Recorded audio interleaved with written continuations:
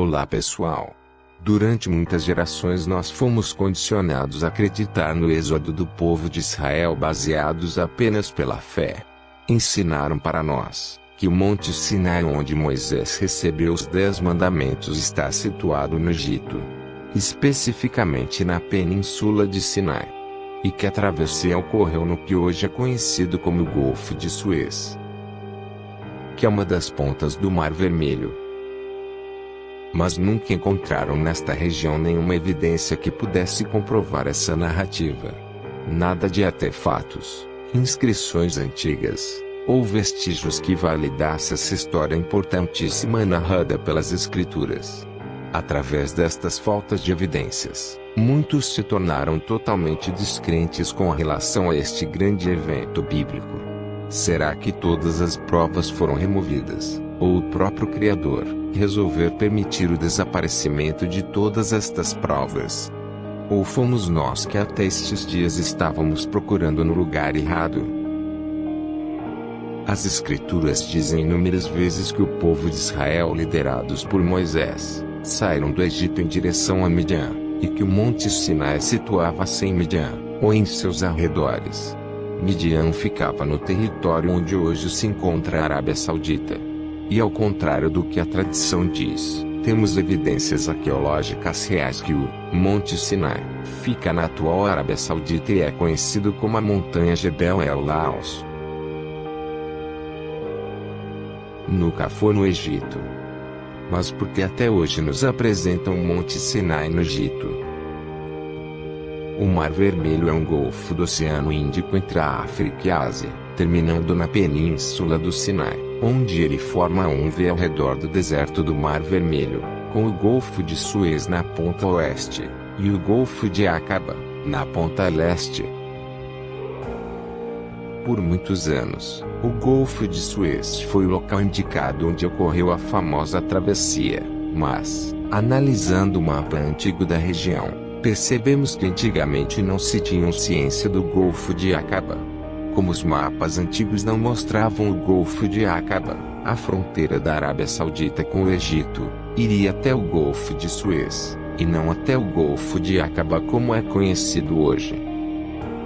E este foi um dos motivos que fizeram os arqueólogos procurarem pelo local da travessia do Êxodo no Golfo de Suez, induzindo-os a apontarem o Monte Sinai no Egito.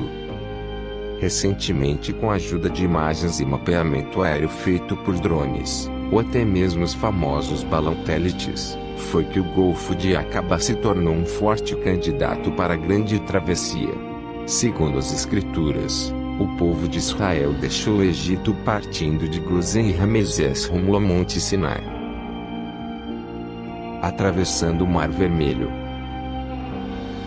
passando pela cidade de Sucote, Etam e finalmente acampando em Pi-Hahirote, entre Migdol e o mar, diante de Baal e Zefon. Grandes estudiosos da Bíblia por muito tempo debateram acerca da rota e o local da travessia, e ainda hoje 3 rotas são propostas para o grande evento do Êxodo. A primeira rota, se supõe que os israelitas cruzaram o Mar Vermelho em Sucote, em uma extensão do Mar Vermelho que hoje não existe mais, e possui apenas alguns lagos.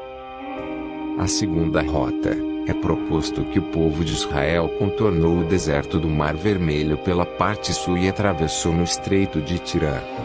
A terceira rota, acredita-se que o povo de Israel contornou o deserto do Mar Vermelho pela parte norte, cruzando a praia de Nueiba. Das 3 rotas propostas, a que cruza na praia de Nueiba é o percurso que mais faz sentido para o trajeto que o povo de Israel utilizou, e a que apresenta evidências reais deste grande evento bíblico extremamente importante.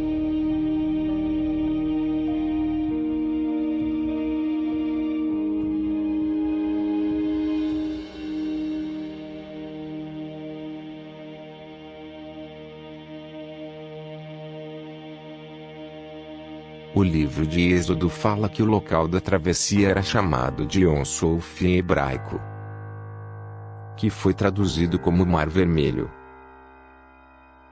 A praia de Nueiba possui as características exatas com um diâmetro de 5 km, por 3 km de largura. Poderia muito bem acomodar o povo de Israel. Com montanhas em ambos os lados, eles estariam encurralados como afirmam as Escrituras. O Mar Vermelho à sua frente, do exército do faraó às suas costas. Fornecendo lugar propício, se formou uma coluna entre o faraó e o povo de Israel, não permitindo que o exército do faraó atacasse o povo israelita.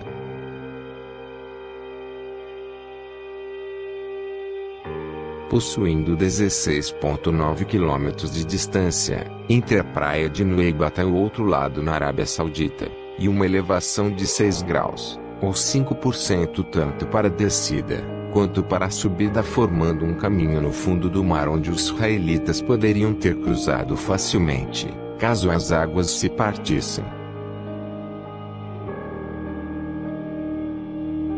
Ronald Wise, um arqueólogo americano cristão que foi o pioneiro desta descoberta na década de 80. Conduziu neste trecho da praia de Nueiba mergulhos de expedição no fundo do Mar Vermelho. E encontrou corais que tinham umas formas estranhas apresentando formatos com ângulos de 90 graus, e circunferências com eixos que possuíam 4 e 8 travessas em seu centro.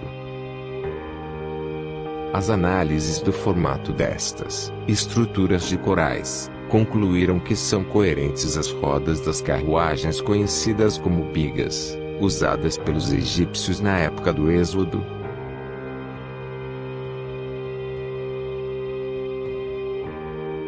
Especialistas confirmaram mais tarde que corais não se formam naturalmente desta maneira. Corais são formados quando um largo de corais nadando se apegam a estruturas sólidas, como rochas, metais e madeiras.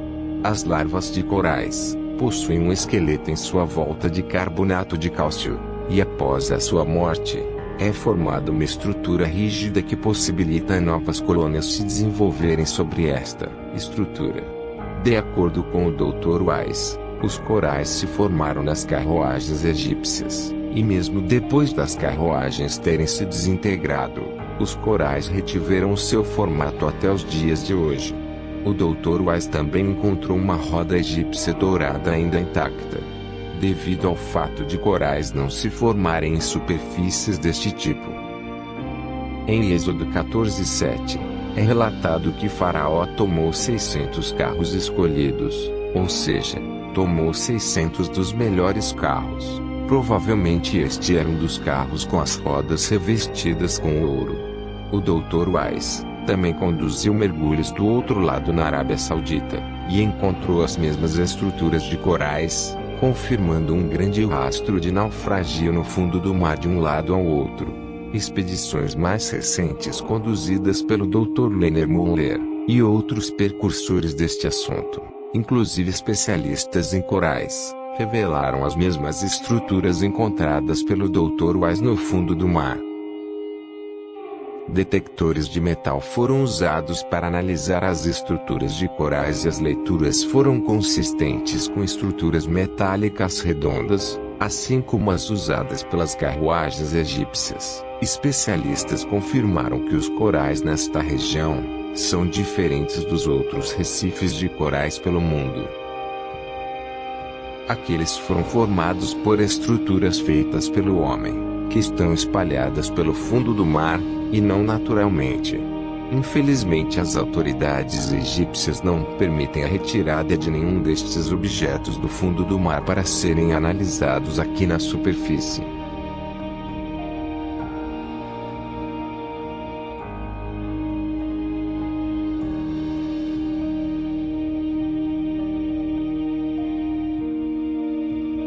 Quando Ronald Wise chegou na praia de Nueiba pela primeira vez na década de 80, ele encontrou um pilar de origem fenícia parcialmente imerso na água. As inscrições haviam sumido devido às erosões, ou propositalmente. Wise, com a ajuda da polícia local, encontrou outra coluna no lado da Arábia Saudita. Esta estava com as inscrições intactas. cujas traduções revelaram as palavras Egito, Salomão, Edom, morte, Faraó, Moisés, Yahweh, ou Jeová. A partir daí, ele determinou que estes dois pilares foram colocados pelo rei Salomão para comemorar a travessia do Mar Vermelho.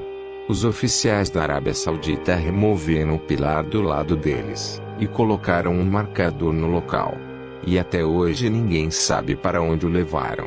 Os egípcios também moveram o pilar do lado deles, para mais longe da praia, e o assentaram em concreto.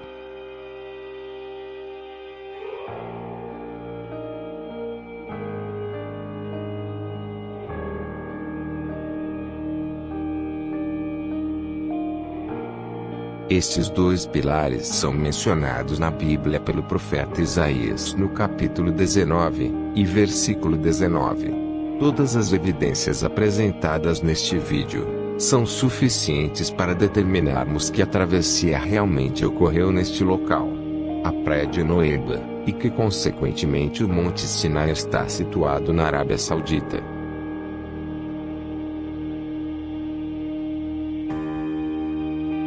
Estas são as provas que o Criador fez questão de preservar, para que ninguém tenha dúvidas que realmente ocorreu este grande evento histórico. Gratidão por assistirem. E até o próximo vídeo.